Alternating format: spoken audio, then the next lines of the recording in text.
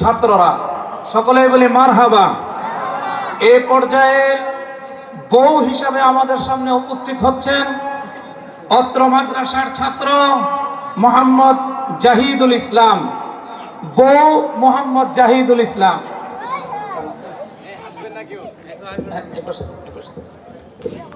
এবং তার স্বামী হিসাবে উপস্থিত হচ্ছেন খেটে খাওয়া মানুষ, গরিবের বন্ধু, দেশ ও জাতির মাটির মানুষ মোহাম্মদ মাহিন, হাফেজ মোহাম্মদ মাহিন।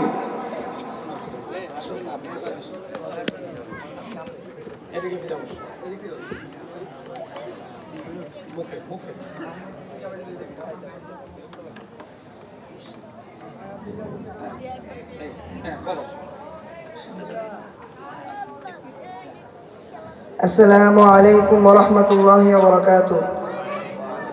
ওয়া আলাইকুম আসসালাম ওয়া রাহমাতুল্লাহি ওয়া বারাকাতুহু।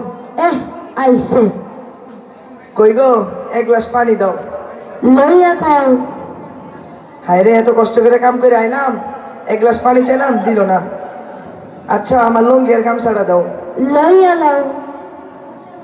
আচ্ছা, আমার বিছানাটা কইরা দাও। নিজেরটা নিজে কইরা লাও। কি ব্যাপার, তুমি এমনি কথা কইতেছো কে? কোনো না, 6 মাস ধরে একটা মোবাইল চাইতেছি, দাও না। এখন যদি বাবা মা ভাই বোন চাইলে তো লগে লগেই দিয়া লাইতা। হ্যাঁ বেলায় চলে, আমার বেলায় চলে না। এই ঘরে থাকতে আর আমার ভালো লাগে না। এই ঘরে কিছুই পাইলাম না। এই বাড়ির লোক সংসার করতে আর ভালো লাগে না। আমি যাবো গা। কি এত বড় কথা? তোর মনে না চাইলে তুই জাগা। হ্যাঁ, যাইতাছি গা। 3 কথা কইতে যাই গা। এনে তো 3 কথা, 1 তালাক, 2 তালাক, 3 তালাক, 22 তালাক, 14 তালাক। জাগা আল্লাহ তুই। হ্যাঁ, যাইতাছি গা। এই পরিবারে থাকতে আর ভালো লাগে না। থাক তুই তোর পোলা বাড়ি নিয়ে। হায়, এটা আমি কি করলাম? সেন্টুর মারে তালাক দিয়ে দিলাম।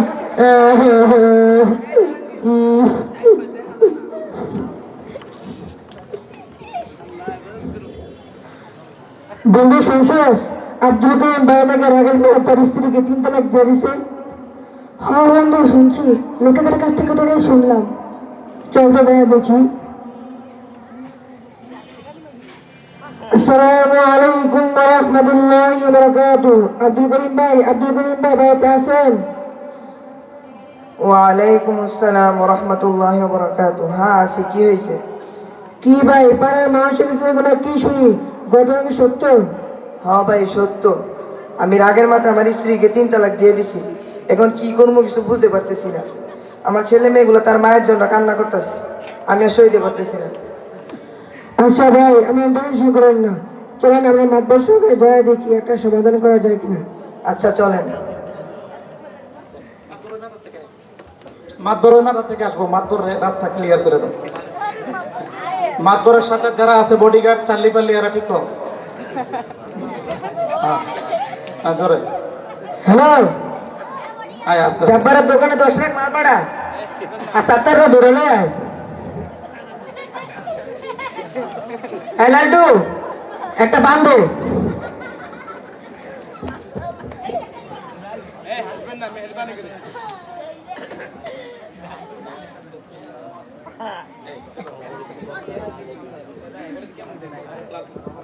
এই লাড্ডু, একটা বান্ধব। এলন মাদ্রাসা, এলন মাদ্রাসা।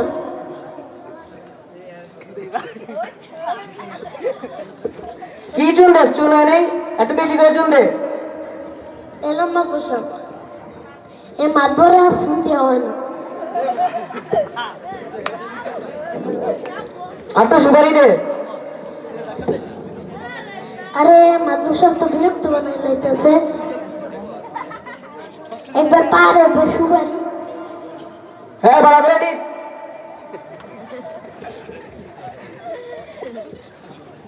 আসসালামু আলাইকুম ওয়া রাহমাতুল্লাহি ওয়া বারাকাতুহু। মাদ্রাসা। ওয়া আলাইকুম আসসালাম। কি জলিল মিয়া, কি ব্যাপার নিয়ে আসলেন? মাদ্রাসা একটা অঘটন ঘটতে গেছে। কি অঘটন? মাদ্রাসা সাহেব, আমাদের বাড়ির আব্দুল কালাম ভাই তো লাগানো তার স্ত্রীকে 3 তালাক দিয়ে দিছে, আপাতত তার ছেলে মেয়ে তার মার জন্য কান্না করতেছে। আপনি আপনার একটা সমাধান করে দেন যেন ওরা পূর্ণ সংসার করতে পারে। ওরও একটা ফোন অনেক সময় পায় না। হ্যালো, হ্যাঁ মাল পাড়াইছ? তাড়াতাড়ি মাল পাড়ায় 7টারে ধরবে। এখন আর কল দিস না, আমি বিজি আছি। কি আব্দুল করিম, তুমি তো অনেক বড় অঘটন ঘটাই লাইছো। এখন মানুষজন এটা জানাজানি হয়ে গেছে। মানুষের মুখ বন্ধ করতে হলে 1000-20 টাকা লাগবে। মাদ্দর সাহেব, আপনি টাকা নিয়ে চিন্তা করেন না। আপনি শুধু আমি আর আমার স্ত্রী যাতে পুনরায় সংসার করতে পারি এই বিষয়টা সমাধান করে দেন। আচ্ছা, তাহলে কালকে সকালে আমার অফিসে 20,000 টাকা নিয়ে এসো। জি মাদ্দর সাহেব।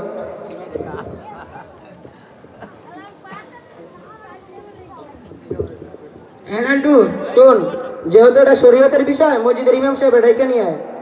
আচ্ছা মাতবর সাহেব, যাইতাছি ইমাম সাহেবের কাছে।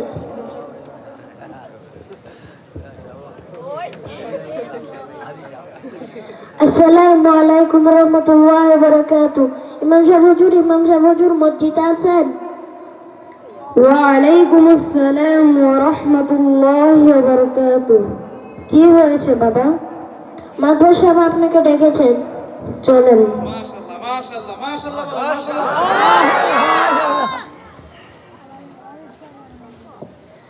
আসসালামু আলাইকুম ওয়া রাহমাতুল্লাহি ওয়া বারাকাতুহু। মাদবর সাহেব, আপনি কি আমাকে ডেকেছেন? ওয়ালাইকুম আসসালাম। হাই ইমাম সাহেব, আমি ডেকেছি। আইলান্ড বান্দে সিগারেট খাবে না? এরা মাতবর সাহেব আর কত পান খাইবেন? বিচারটা ঠিক মতো করেন। আইলান্ড তুই কিন্তু বেশি কথা বল। ইমাম সাহেব, আমাদের আব্দুল করিম তো রাগের মাথায় তার স্ত্রীকে 3 তালাক দিয়ে দিছে। এখন এরকম ছোট্টখাটো বিষয় তো প্রত্যেক ফ্যামিলিতেই হয়। আর একটা সমাধান করে দেন যাতে আব্দুল করিম তার স্ত্রীর সাথে পুনরায় সংসার করতে পারে। মাদবর সাহেব, আপনি যেটাকে ছোট্টখাটো বিষয় মনে করতেছেন ওইটা মোটেও ছোটখাটো বিষয় নয়। আর আপনি যেটাকে সহজ বিষয় মনে করতেছেন ওটা মোটেও সহজ বিষয় নয় যে আপনি সহজে সমাধান করবেন। আর ইমাম সাহেব, একটা ছোট্টখাটো বিষয়ে আপনি এত কঠিন বানাই ফেলছেন, আপনাকে দিয়ে তো হবে না। আপনারা শুধু বলেন মসজিদে আজান দিতে আর নামাজ পড়াইতে। কি আব্দুল করিম, কালকে যে বলছিলাম তোমার চা পানির টাকা আনতে আনছো? জি মাদবর সাহেব আনছি। এলন মাদবর সাহেব।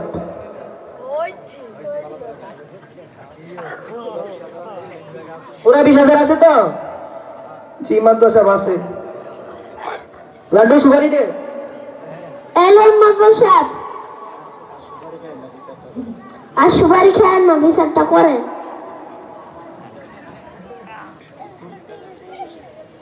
লাড্ডু তুই বেশি কথা বল, ভালো করে টিপ। মাদবর সাহেব, আব্দুল করিম ভাইয়ের থেকে এটা আপনি কিসের টাকা নিলেন? ইমাম সাহেব, এটা আপনি বুঝবেন না, এটা পোলাপান করছে চা পানি খাওয়ার টাকা। শুনেন মাদবর সাহেব, এটা পোলাপানের চা পানের জন্য হোক আর যে কোনো কারণেই হোক, এটা সম্পূর্ণ ঘুষের মধ্যে শামিল। নবীজি বলেন, লাআনাতুল্লাহি আলার রাশি ওয়াল মুহতাশি। এর মানান হচ্ছে যে ঘুষ দেয় এবং যে ঘুষ গ্রহণ করে উভয়ের উপর আল্লাহ তাআলার লানত। আর শোনেন মাদবর সাহেব, শরীয়ত কখনো কারোর শক্তি এবং ক্ষমতার দ্বারা চলে না। শরীয়ত চলে কোরআন সুন্নাহর আলোতে।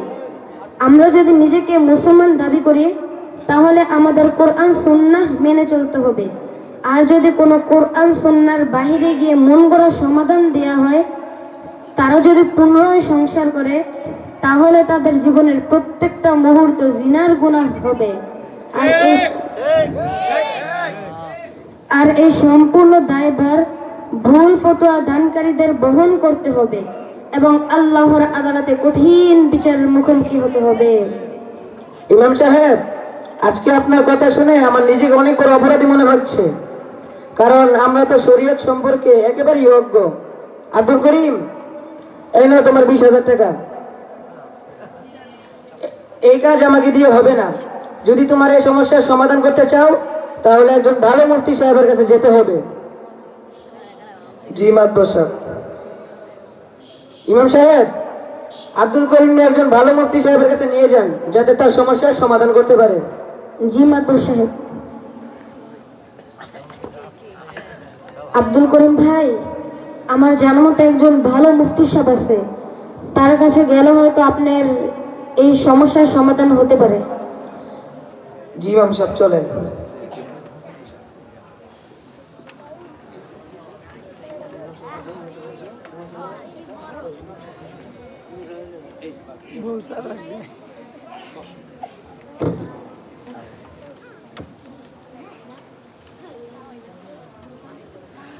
আসসালামু আলাইকুম ওয়া রাহমাতুল্লাহি ওয়া বারাকাতুহু।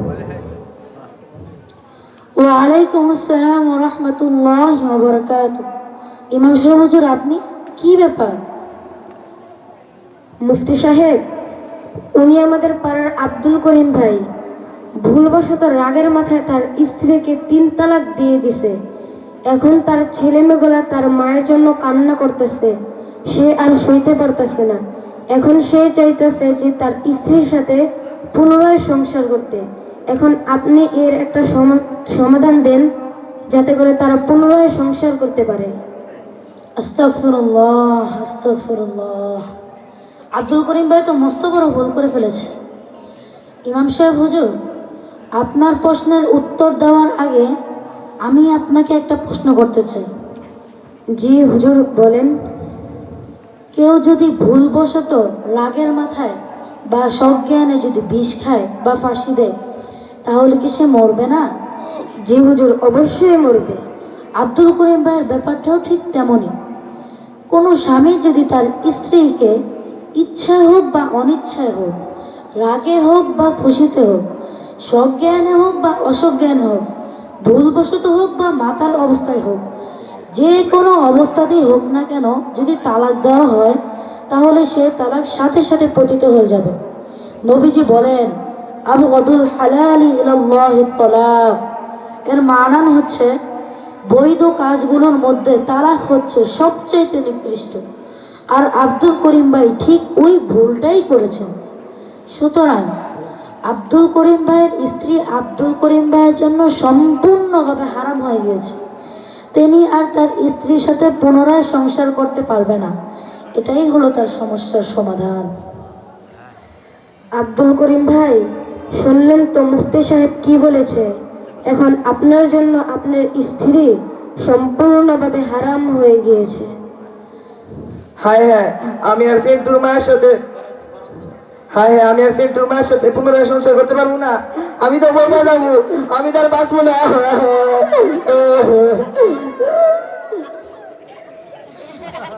সকলে একবার উচ্চ কণ্ঠে বলি মাশাআল্লাহ, মাশাআল্লাহ। আবার বলি মাশাআল্লাহ, মাশাআল্লাহ। নারে তাকবীর, আল্লাহু আকবার, নারে তাকবীর, আল্লাহু আকবার। এই যে বাচ্চারা যে প্রদর্শনীটা দেখালো, এটা কি আমাদের সমাজের চিত্র কিনা? জোরে বলেন তো। এখন বর্তমান সময়ে এরকম হচ্ছে কি হচ্ছে না? তুচ্ছ সামান্য বিষয়ে মানুষ তার আপন স্ত্রীকে তালাক দিয়ে দিচ্ছে, ছেড়ে দিচ্ছে। এমনও ফ্যামিলি আছে, এমনও মানুষ আছে, সকালে ছাড়তেছে, বিকালে ছাড়তেছে, দুপুরে ছাড়তেছে, রাত্রে ছাড়তেছে, আবার সংসারও করতেছে। এটা আমাদের সমাজে আছে না নাই? মুফতি সাহেব কি বলেছেন? ইচ্ছায় হোক অনিচ্ছায় হোক, খুশিতে হোক আর রাগে হোক, অজ্ঞান অবস্থায় হোক অথবা সজ্ঞান অবস্থায় হোক, যে কোনো অবস্থায় স্ত্রীকে তালাক দেয়, সাথে সাথে তালাক হয়ে যায়। এটার উদাহরণ দিচ্ছেন কি? কোন মানুষ যদি ইচ্ছাকৃত বিষ খায়, তাহলে সে কি মরবে না? ঠিক কিনা জোরে বলেন। এবার বিষ, আমি ভুলবশত বিষ খাইলাম, বিষের প্রতিক্রিয়া কি আমার হবে না? অবশ্যই। আবার ভুলবশত কেউ যদি গলা ফাঁসির মধ্যে লটকায় দেয়, মরবো না? ফাঁসির দড়িয়ে কি বুঝবো যে ইচ্ছায় দিছে না অনিচ্ছায় দিছে, ভুলে দিছে না অজ্ঞানে দিছে? যে কোনো অবস্থায় হইলে মরব। এই জন্য এই বিষয়টা আমাদের সকলের জানা থাকা দরকার। আমরা কোনোদিন, এই যে গত কয়েকদিন আগে আপনারা হয়তো পত্রিকায়, ফেসবুকে দেখেছেন, 6 বছরের একটা বাচ্চা অথবা 5 বছরের একটা বাচ্চা মায়ের কোলে, বাবার কোলে আছে, বাবা মাকে ডিভোর্স দিয়েছে। ডিভোর্স দেওয়ার কারণ কি? মায়ের জ্বালা যন্ত্রণা সইতে না পাইরা মায়ের স্বামীকে ডিভোর্স দিছে। এখন এই বাচ্চা যে কোলে, এই বাচ্চা মা যখন চলে যাইতেছে, বাচ্চা মারে আর ছাড়তেছে না। আমাদের সমাজে কিছু অসভ্য শ্বশুর শাশুড়ি আছে, কিছু শাশুড়ি আছে। বর্তমান জমানায় মেয়েরা শুধু স্বামীর সংসার না করতে পারার একটা মূল কারণ, যতগুলি কারণ আছে এর মধ্যে একদম প্রধান কারণ হচ্ছে আমাদের সমাজের শাশুড়িরা মাতবর বেশি, ঠিক কিনা জোরে কর। অধিকাংশ ফ্যামিলি নষ্ট হয়ে যাচ্ছে মেয়েদের সংসার। এই জন্য কথা আছে, যে মেয়ের মা বেশি চালাক ওই মেয়ে বারবার খায় তালাক, ঠিক কিনা জোরে বলে। এই জন্য মাদের বেশি পণ্ডিত হইলে ক্ষতি। সকল মায়েদের প্রতি, শাশুড়িদের প্রতি আমার এই উদারত আহ্বান, আমি বিনীতভাবে বলতেছি, ও মা, তোমার যে সন্তান, তোমার যে মেয়ে, এই মেয়ের ব্যাপারে তুমি সচেতন হও, শাসনের ব্যাপারে সচেতন হও। যদি হও তাহলে তোমার এই মেয়ের সংসারটা টিকবে। আমি আরেকটা বাস্তব কথা বলি, আমাদের এই সমাজের আপনারা হিসাব করে দেখবেন, সুন্দরী মেয়েদের তালাকের হার বেশি, ঠিক কিনা জোরে বলেন। সুন্দরী মেয়েদের তালাকের হার বেশি, কিন্তু যারা শ্যামলা, যারা একটু দেখতে শুনতে বেশি একটা সুন্দর না বা কালো, এই সমস্ত মেয়েরা তালাক হয় না, এদের তালাকের সংখ্যা কম। সুন্দরী মেয়েদের তালাকের সংখ্যা বেশি। তার একটাই কারণ, তার রূপের অহংকারে তারা শেষ করে দিচ্ছে। আর শাশুড়িরাও মনে করে আমার মেয়ে সুন্দর, এই ছেলের ভাত না খাইলে কি হবে, আরেক ছেলের ভাত খাবে। কিন্তু শেষ ফল হয় কি, এর কাছ থেকেও তালাক হয়, আবার দ্বিতীয় ঘরে যায় সেও তালাক দেয়, আবার আরেকজনের ঘরে যায় সেও তালাক দেয়। তালাকের উপর চলতে চলতে তার যৌবন শেষ, বার্ধক্য শুরু হয়ে যায়, ঠিক কিনা জোরে বলে। এই জন্য আজকের এই প্রদর্শনীর থেকে আমরা এটাই বুঝে নিলাম, আমরা ইচ্ছায় হোক অনিচ্ছায় হোক কোনো অবস্থায় আমাদের স্ত্রীদেরকে আমরা তালাক দিব, ঠিক আছে তো ইনশাআল্লাহ। যদি তালাক দেওয়ার পরে সম্পর্ক করি, সম্পর্ক রাখি, তাহলে প্রতি মুহূর্তে জিনার গুনাহ হবে। আমার হালাল স্ত্রী, হালাল টাকা দিয়ে কেউ মরা গরুর গোশত কিনবে না, কিনবে? হালাল টাকা দিয়ে কেউ হারাম পশুর গোশত কিনবে না। হারাম, এখানে যদি একটা গরু মরে থাকে আর আপনাদেরকে যদি 700 টাকা কেজি, আপনারা কেউ কিনবেন কেন? আমি হালাল টাকা দিয়ে হারাম, এই মৃত জানোয়ার মুসলমানের জন্য হারাম, এই হারাম কেন কিনবো, ঠিক কিনা জোরে বলেন। স্ত্রীর বেলাটা তার চেয়েও মারাত্মক। এই স্ত্রীকে বলা হয় সহধর্মিনী। এই স্ত্রী আমার ধর্মেরও সহায়ক, কর্মেরও সহায়ক। একজন নেককারী স্ত্রী 70 জন ওলির চেয়ে দামি, সুবহানাল্লাহ। যাক, আল্লাহ তাআলা আমাদেরকে এই প্রদর্শনী দ্বারা সামনের ভবিষ্যতে সচেতন হওয়ার তৌফিক দান করুন। সকলে বলি আমিন। অত্র এলাকার যারা আছেন তাদের প্রতি আমার একটা বিশেষ আবেদন থাকবে, আপনাদের ঘরের কাছে একটা এত সুন্দর মাদ্রাসা, এত সুন্দর পড়ালেখা হয়, বৃক্ষ তোমার নাম কি ফলে পরিচয়, কিছুক্ষণ পরে দেখবেন যে পাকড়ি নিবে, আপনারা দেখবেন ইনশাআল্লাহ। তো আপনারা আপনাদের ছেলে মেয়েদেরকে মাদ্রাসায় দিবেন। আশেপাশের যতগুলি মাদ্রাসা আছে, কোনো মাদ্রাসা খারাপ না, কোনো মাদ্রাসা খারাপ না, আপনার যেখানে মনে চায় সেখানে দিবেন।